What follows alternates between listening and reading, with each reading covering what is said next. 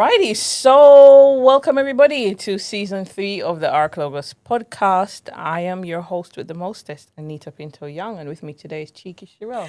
Hey, hello, and I'm Sherelle Wilson Morrison. Yes, and we have one of our Brazilian cousins here today. Yes, we do. Elizete Reed Bennett. Over to you, Elizete. Introduce yourself and tell us who you are and what you do. Hi guys, nice seeing you. So my name is Elizete Reed Bennett. So yeah, I'm from Brazil. I've been living in the UK for the past 27 years now. So yeah, I am a food scientist, a nutritionist, if you like, and also a master and PhD in women and children health, a specialist specializing in that area of women and children's and maternal and fetal health. Exciting. And Elizete graduated the other day with a master's from King's College. Tell us again what the It was a challenge. Oh, But I did it anyway. you did. I did. What was your master's in again? Women and children's health, so specialist in women and children's health, and now I'm going to carry one as a PhD for maternal and fetal medicine. Brilliant. Amazing. So we're going to roll it back to the beginning a little bit in terms of your heritage in Brazil. And I think I met you a couple of months ago at the Go Girl launch, and I just thought your story was just such an inspiration. And I want to hear a little bit more about you in terms of Brazil. How did it start? Where did Elizete come from? Yeah, absolutely. So I come from middle of nowhere in a farm in Brazil, just surrounded by jungle and river, basically. I come from a very big family, if you think nowadays. So I am one of 12, so I have 11 siblings.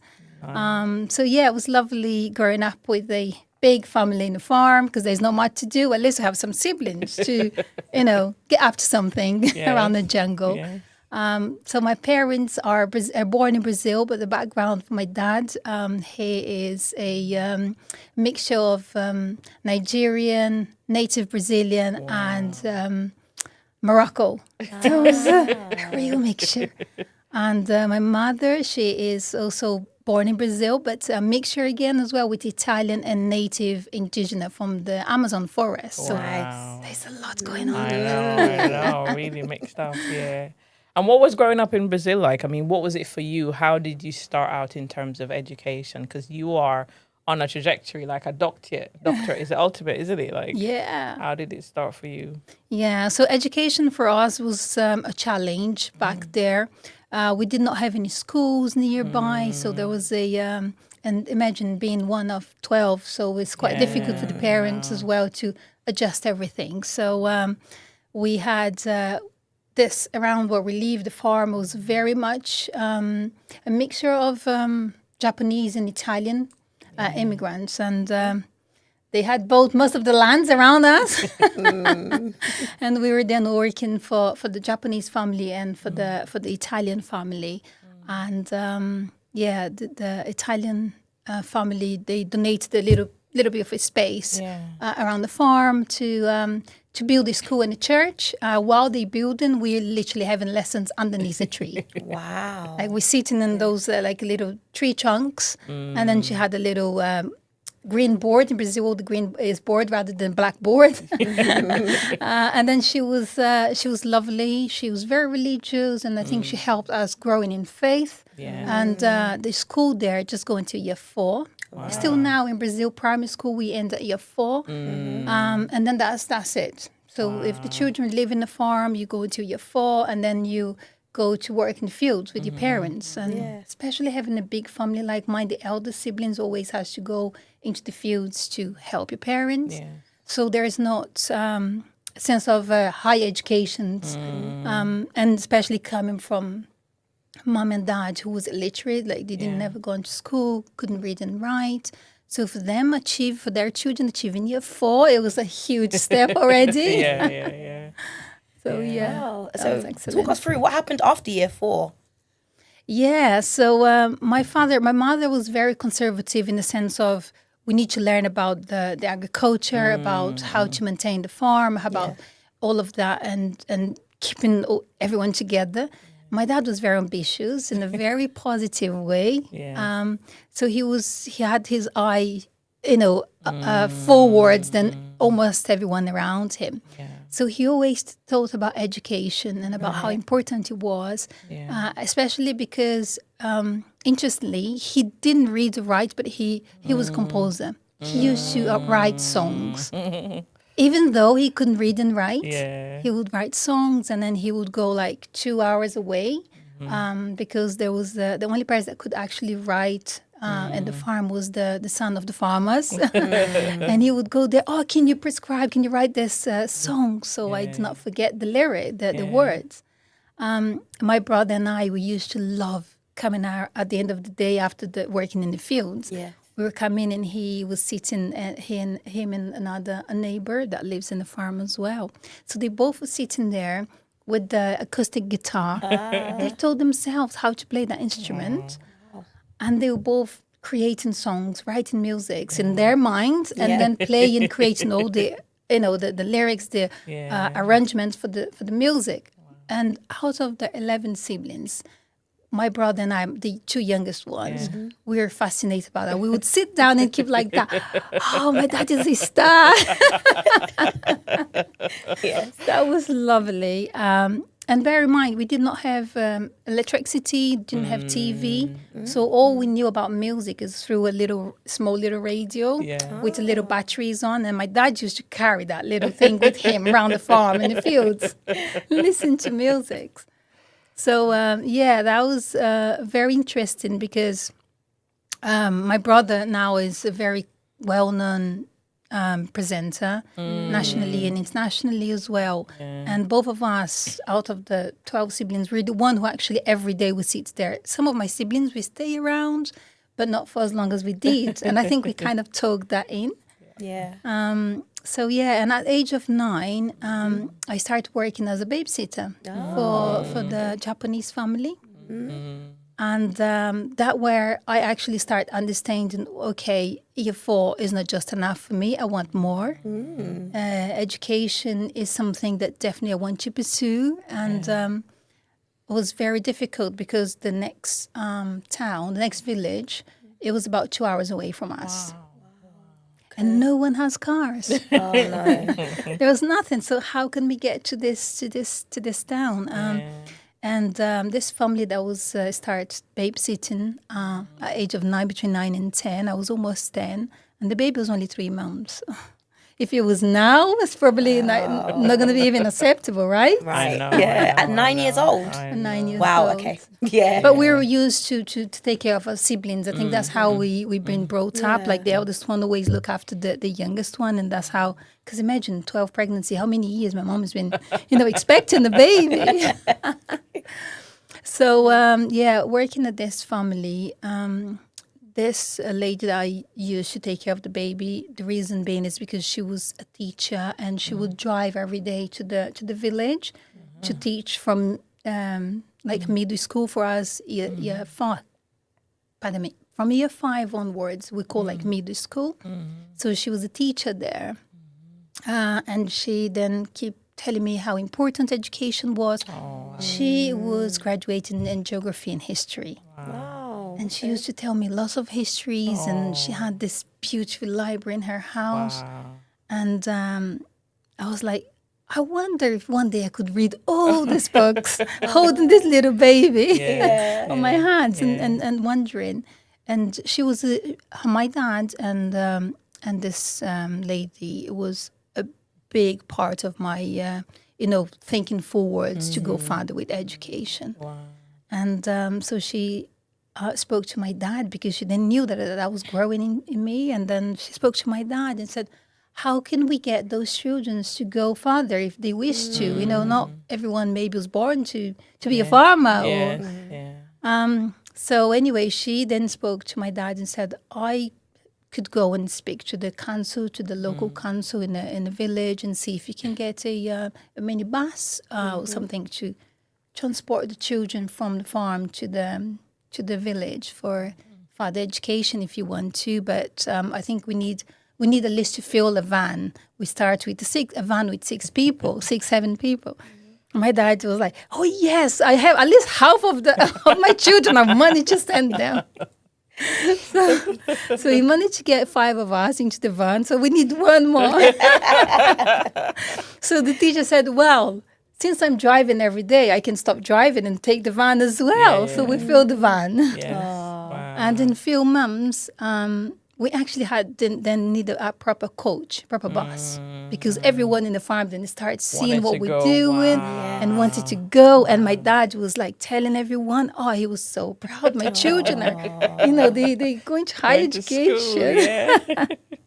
That was lovely. So, yeah. And when we start, that was very hard because then that's the first time I seen electricity in my life. Wow. I remember coming into the ladies, and I was trying to the bathroom. I was trying to press the button to turn the lights on. I was scared. Like, how about if I have electric shock? I was scared to press the button.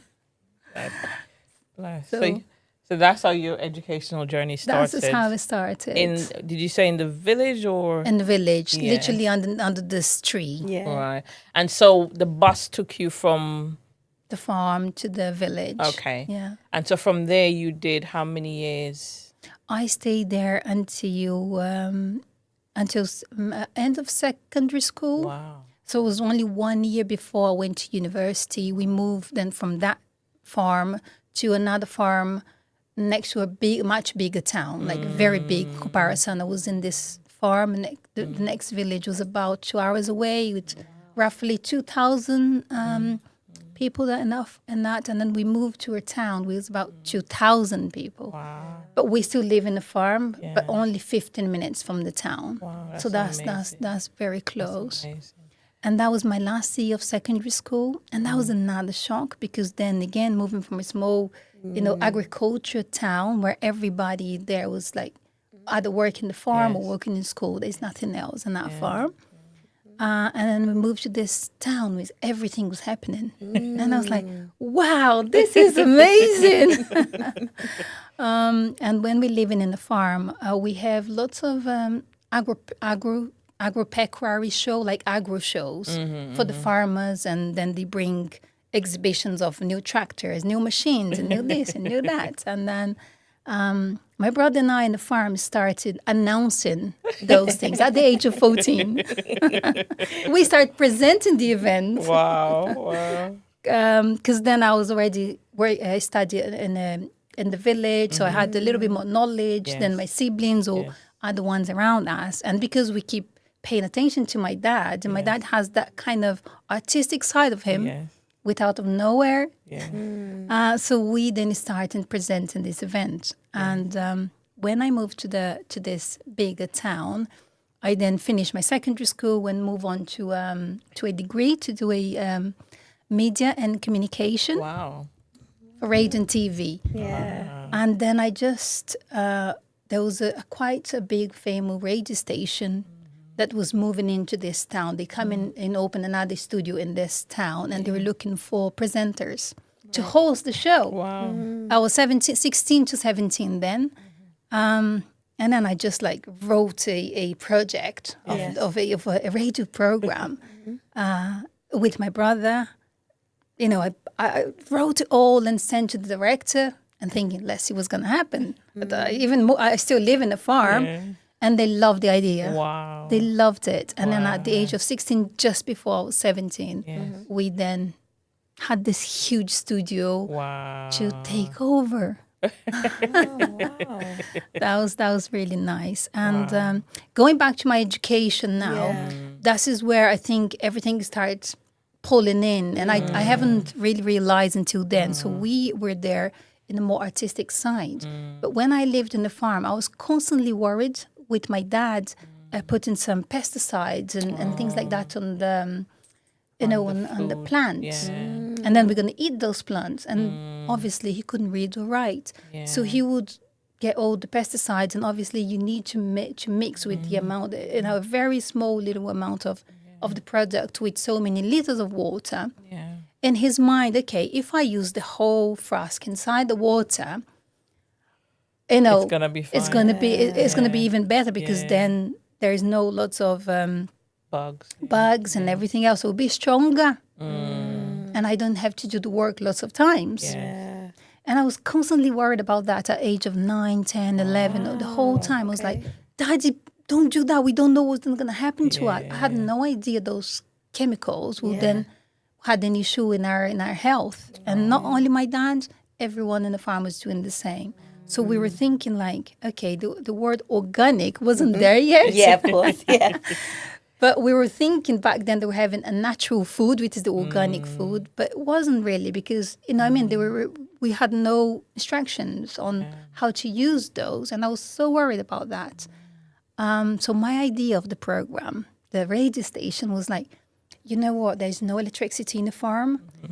There's a new government coming in and they just saying that every single farm is going to have access to electricity now. Wow. So people in the farm are going to start having radios and TV and things like that. And I wanted to educate these people. Nice. I want to educate the farms because that was something that was always worried me. Yeah. And then we managed to present this to the director, the radio director, and then he said, okay, so how are you going to present? How are you going to educate people? I said, well, I don't have the scientific background, but I'm going to invite the biologists, the scientists, biochemistry. And that's what we started. We had this program, which is very similar to a podcast now. So we would invite, it would be my brother and I in the studio. Then we would invite like a vet or a biologist or agronomo, which is someone that is specialized in the soil and what kind of chemistry that you're going to use and those products. So you specialize on that. So every week we would bring one expert in that field. And also, because it was a very country area, we would invite a singer as well. So, And you were doing that at 17? at 17. Wow. That's amazing. We educate the whole region where we grow up because then the Brazilian people love their music, right? So you just add music. So they said, oh, okay, Daniel is going to be singing in a song today. So every single one, the whole region was listening to the program. Plus, if you call us during the program, there's no TV back then yet, but if you call us and everything, you might have a chance of Daniel, the biggest singer in Brazil, to answer your call.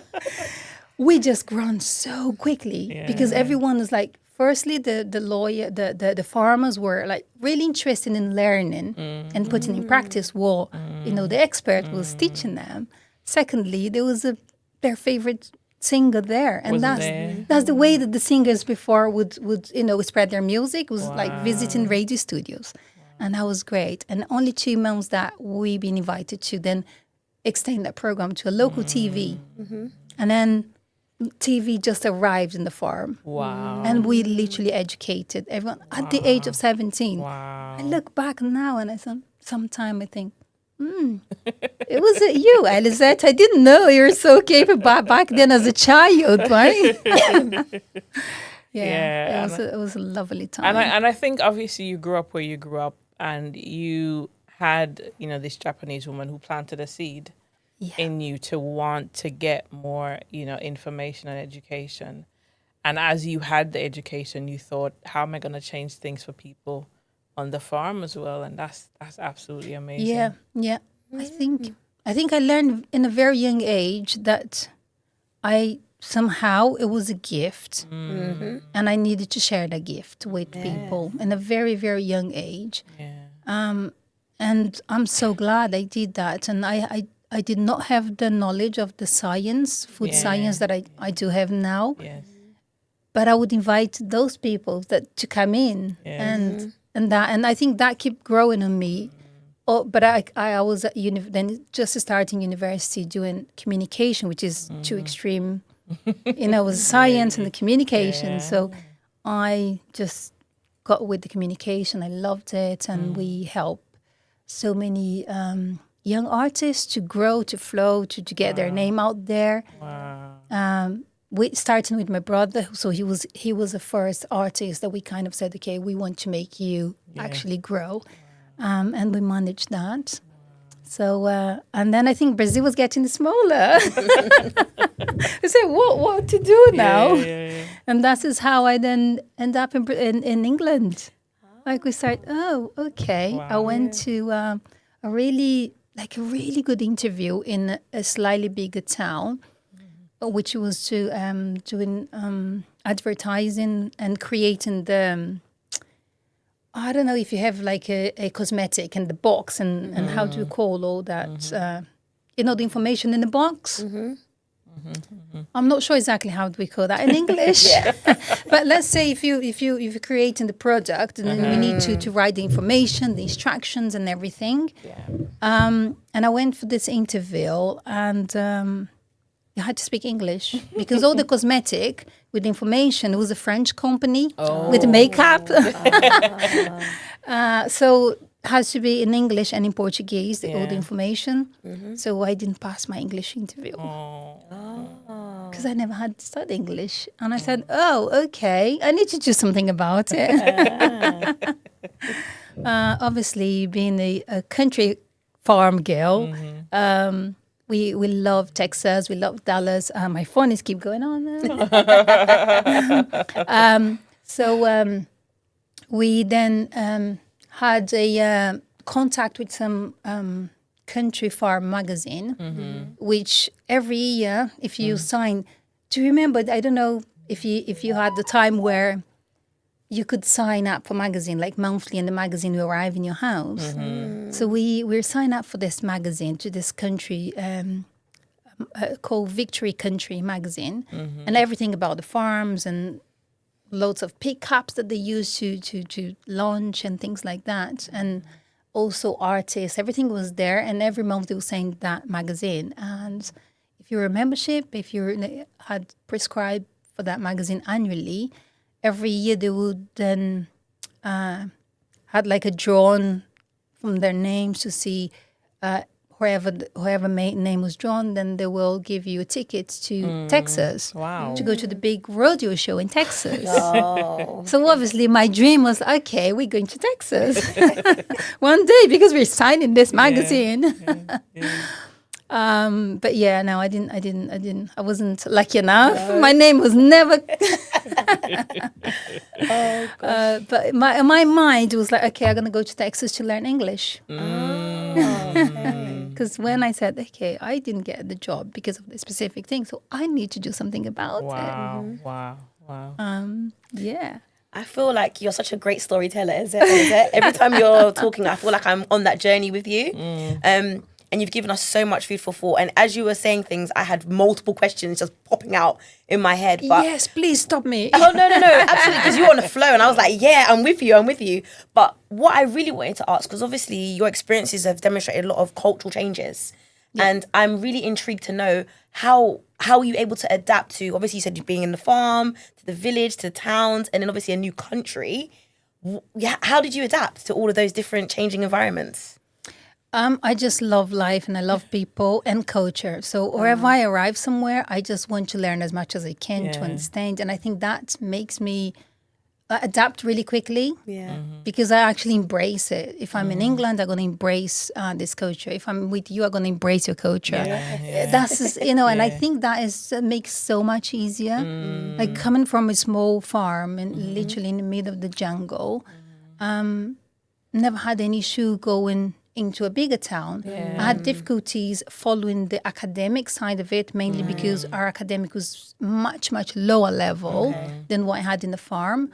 But beside of that, everything was just like, I'm not saying that was easy. Nothing is easy. You need to work for it, right? But it was that work that it just like, I loved it. That challenge that makes you keep going, adapt. And I guess for me, it's okay, so what led to the UK and how did that transition happen for you coming to the UK from Brazil? Yeah, mainly it was that interview that I didn't get because of the English language. And I said, okay, I'm going to Texas now because I need to learn English. But obviously I had no clue how to get there. And as Brazilian, we do need to apply for a visa before we go to America.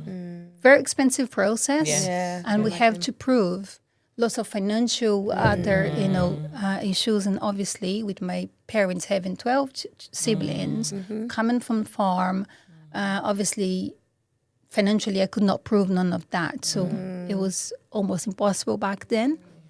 And my brother was already traveling around with his work. Yeah. And then he met someone that her auntie, it was a travel agency. Yeah. And she just said to my brother, oh, you know what? I've got a group of people, tourists, going to London. Do you want to go? And I said, oh, yes, I'd love to go. Yeah, of course. Yeah. I've just been on a mission to learn English. How do I do it? Great. Yeah. So obviously, it was very expensive back then. If you think about the Brazilian currency, it's 7 times more. Yeah. So anything like if a ticket was 1,000, then it will cost us 7,000. Wow. Again, financially, I could not afford that. But that's the only thing. It was mainly the ticket. Yeah. It was not in the same way as America that you need to prove lots of financial. Yeah. And we did not have to apply for visa Yeah. firsthand. Yeah. So we received the visa when we were arrived. So I had a barbecue at my sister's house. But that's what we all do in Brazil, lots of barbecue. And I came in and I announced to the family, Yeah. you know, guys, I'm going to England, telling all this story as is already happening. Yeah. But I have no money. Oh, I can help you. And the other brother, oh, I can help you. And then that is lovely why you having so many siblings, right? Yeah. Everyone has put something into that ticket. Wow. Wow. Wow. So you came to England and went back to school to learn English? I had, when I came to England, obviously, the story that people tell you when you're back home is not reality here. We're thinking like, oh, okay, we go to England, 6 months, you can learn English. You can also work and, save some money and come back with a quite, slightly different life in both ways, knowledge, financially. Yeah. And it was none of that. When I arrived here, it was very hard. I didn't speak a single word in English. Oh, okay. A single word in English. And then I started doing a language school. I found it very hard. So I just went to the library next to my house and said, well, how can I borrow the books? Because I didn't even have money, to buy books. So they said, well, if you do if you register yourself and then you get a little card, ID card, and then you can take a book for 1 week and then you can keep doing that. So I said, okay. So I went there and took about 10 books for like nursery books. Start learning. And in Brazil, we don't have as much as nursery rhymes, the little songs. Yeah. Rhymes. Yeah. Nursery rhymes. Yeah. Yeah. Yeah. In Brazil, we don't have that as much. And I thought, okay, I always learn things about, the way I learn things is like creating a story about it, writing poems about it, writing music, right? And I said, oh, this is a great way to learn because that is something that is familiar to me. So I started with nursery books on my own, like go into those nursery rhymes and then move on to year 1, then move on to year 2 and carry on. But I never had like a very formal English language education. I just like, it was mostly self-taught. Wow. Yeah. Yeah. Wow. It's amazing. Yeah. I know. We're so intrigued. So, okay, so let's fast forward now. You've learned English and you're in London. What happened? What happened in your next story? I just feel like I'm just tuned into chapter 2, chapter 3. That's next? Great. So I was here for a little while. Okay.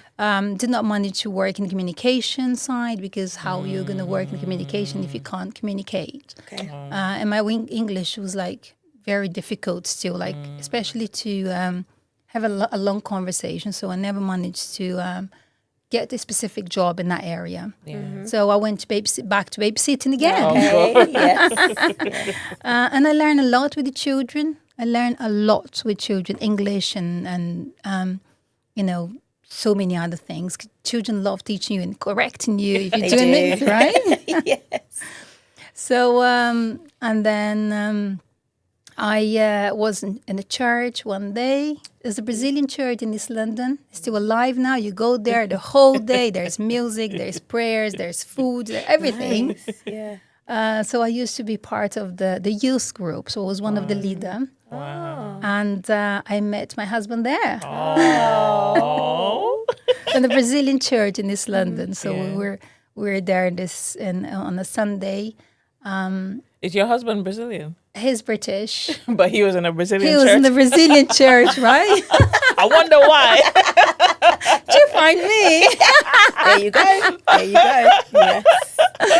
Yeah, no, he was there. So his auntie has passed away just a few weeks previous to that day while he was in Spain on holiday. And he is also very Christian. And his auntie, she was atheist. Yeah. She Oh, don't atheist, really yeah. believe. Yeah. So yeah, he came back and he didn't have a chance to go to her funeral. And he said he was like a bit concerned. Said, "Oh, I need to say a little prayer, especially because she didn't have any faith. Yeah. At least someone is saying the prayer. So I need to find a church so I can just put a candle and say a little prayer for her." And he is a cyber architect. Oh. So he was actually the one that created the first mobile phone with the Google Map. Wow. So he was the very few people that had this phone with the Google Map, and Wow. he started Googling a church next to his house. Okay. And the first church that came in, it was Yes. Santans, was this church where we met. Yeah. So he came into this church, and we were like doing our prayer group before the service and everything. And at the end of the service, we then had the theater, because I was still carry on with the media side of it. So we had the theater at the end, like telling about Jesus' story. Yeah. And he sat next to me in the church. The church was packed. A meeting with destiny. No one was sitting next to me, and I was finding, that's a bit strange. Why no one is sitting next to me? It just came across my mind for no reason. Yeah. And then suddenly he came and sat next to me. And as a Catholic, throughout the Mass, we at some point, we're just going to shake hands and say, "Peace with you." Yes. And that was the first word between us. Oh, and the rest is history. Yeah, that's the history. That's so beautiful. That's really beautiful. That's how we met. Yeah. Yeah. Okay, so we've got a bit of love in there. We have your childhood, and fast forward to now. So let's hear a bit more about your studies. So obviously you mentioned about completely graduating, doing your masters, Yeah. and progressing on to doing a PhD. In nutrition, So it'd be yeah. good to hear more about the nutrition side. Yeah. So again, from the nutrition side. So when I met my husband, Yes. himself and his family, they all have some genetic issues with metabolism, how they intake foods, and some issues with obesity. And that is how that came into me, because then I was still working babysitting, and then I had created a program similar to the Super Nanny, the Super Nanny program. So I had something like that. I was great with the kids, and I used to teach them. I had done few courses on nutrition, how to feed young children. So I was into food a little bit, and trying to get those students to eat properly and get them out of nappies and things like that.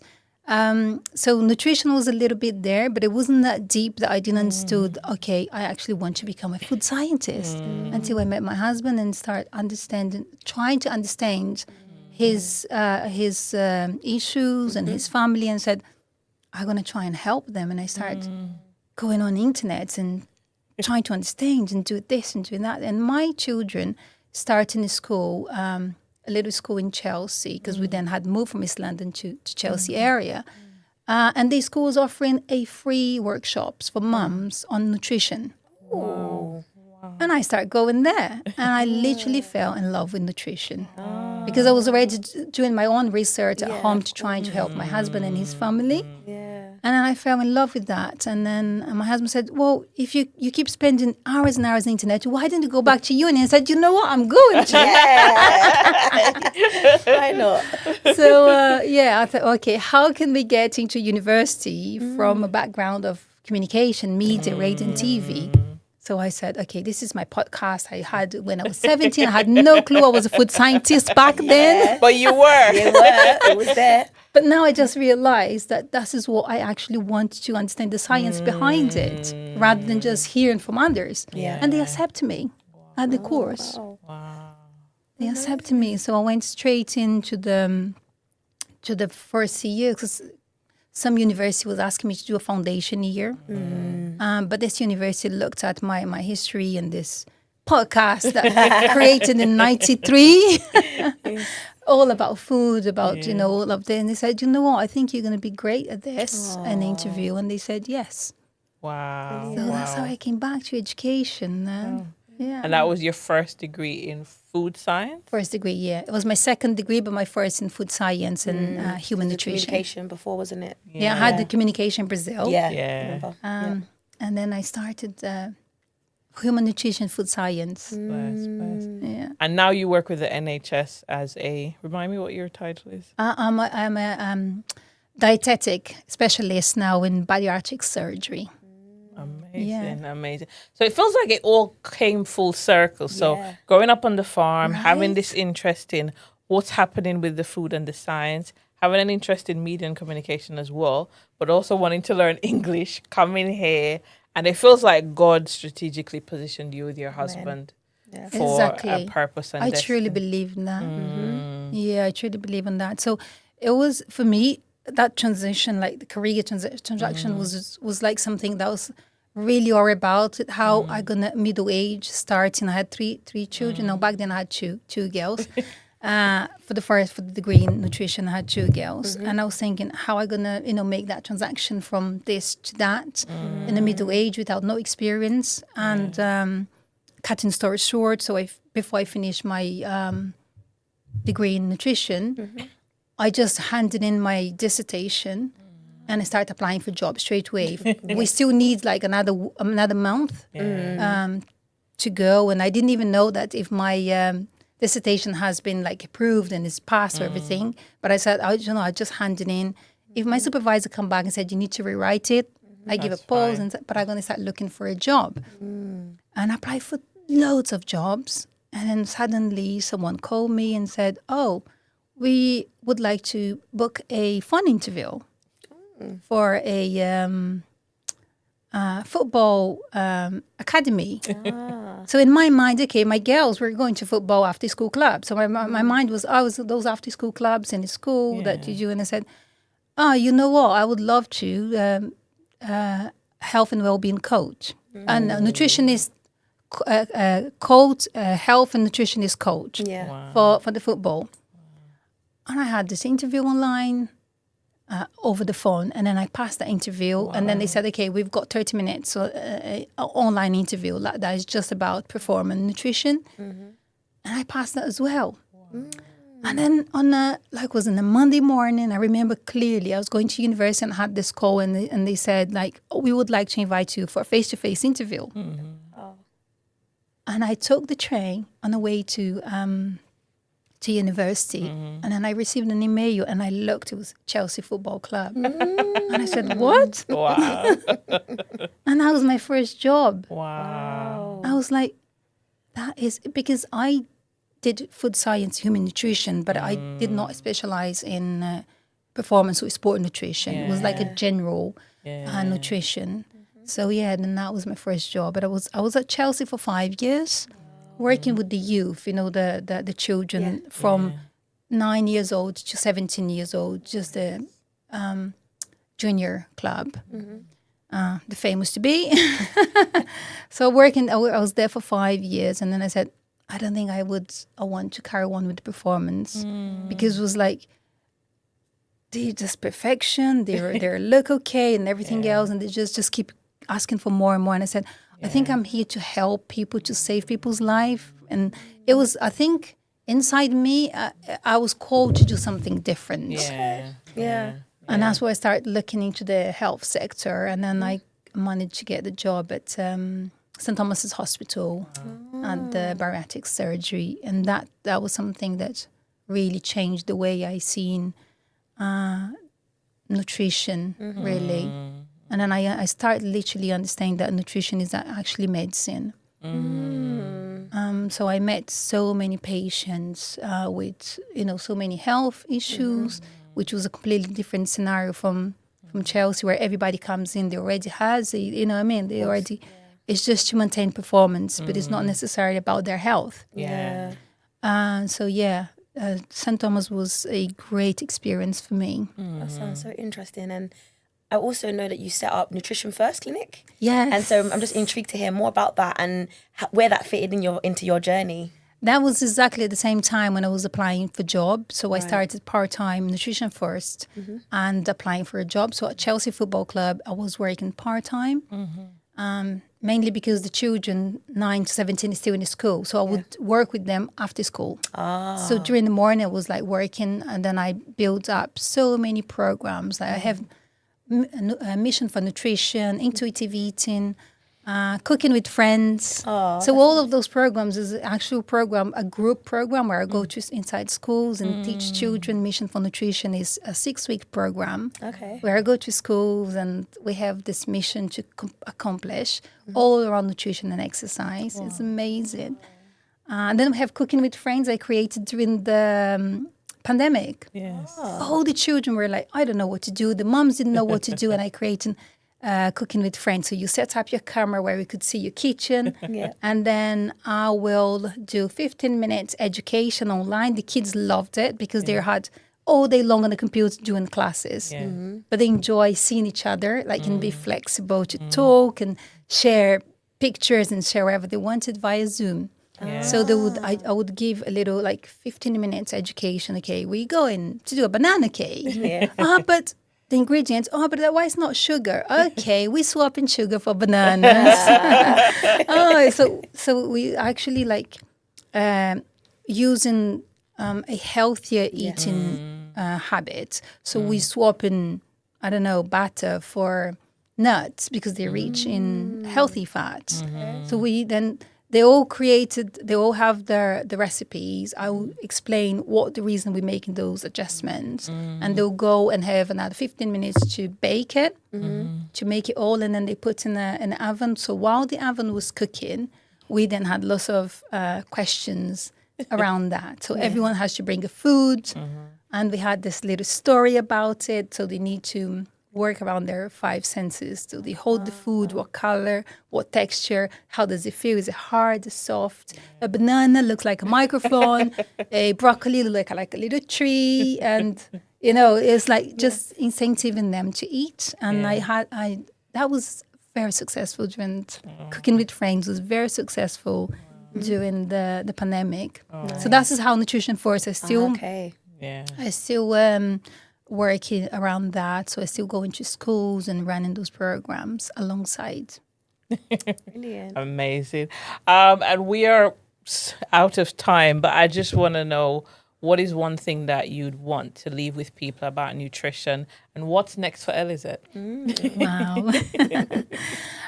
So nutrition is not about restriction. I would like people to understand that. Every time people look at me and I say nutritionist, and they like, ooh, they think about restriction, right? And it's not about restriction. Nutrition comes from nutrients. It's about what type of nutrients you put in your body.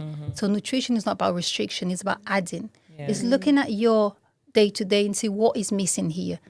So you're always adding something rather than removing. Because if you're looking to your day-to-day and said, okay, you know what, I'm missing fruits and vegetables, add them in rather than removing something. So as soon as you add something that is missing, there's less space for something else that you didn't really need as much. So nutrition is not about restriction, it's about adding. And next for me is now just carry on with my PhD. Of course. And I would love to understand more the field that we are researching now with my team at King's College, which is the fetal medicine. Well, is where we start understanding the development of disease. So where all of disease almost are, they develop through the womb. So from what kind of lifestyle, what have you gone through emotionally, physically, and environmentally. So that is where we are now. So we are specialized now in the heart condition. So we've seen already that we have 15,000 women with obesity, and the type of environment that they grow up and the environment that they've been living throughout the pregnancy, those children has born with a heart remodeling. So they have some heart defects. And our mission now is to kind of reverse that on those children. So we are now, our lab, we had some animal experiments which we managed to reverse the heart conditions already. So our mission now, how can you translate that into the human and get those 15,000 children that we've been studying and revert their heart conditions? So that is my next mission. Amazing. And thank you so much, Elizete, for coming. Thanks to our listeners. And we will put your details in the description box so people will know how to reach out to you online to talk about nutrition and to hear more from you about what support they can get around their nutrition and health. Perfect. So thanks, everybody. Please don't forget to like, share, comment, and subscribe. Subscribe. That's a wrap.